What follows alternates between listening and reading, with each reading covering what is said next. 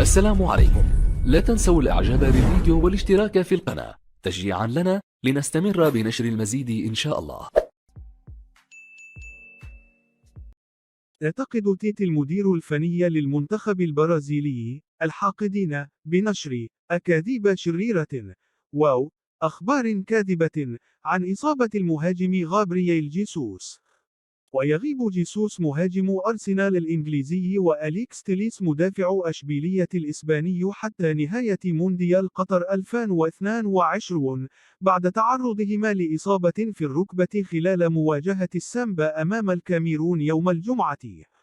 وذكرت تقارير في البرازيل أن جيسوس سيغيب لنحو 3 أشهر، لكن تيتي نفى ذلك تماما. وقال تايتي يوم الأحد خلال المؤتمر الصحفي للمواجهة أمام كوريا الجنوبية يوم الاثنين بدور 16 لكأس العالم: لا أحب سماع الأكاذيب الشريرة التي تأتي من أشخاص يريدون ارتكاب أمور سيئة للآخرين.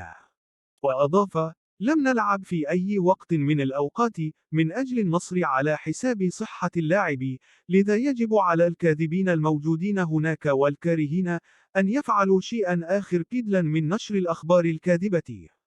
وختم تيتي بالقول: أرسنال لديه جهاز طبي رائع، لدينا جهاز طبي رائع، نحن مسؤولون ونتحلى بالأخلاق.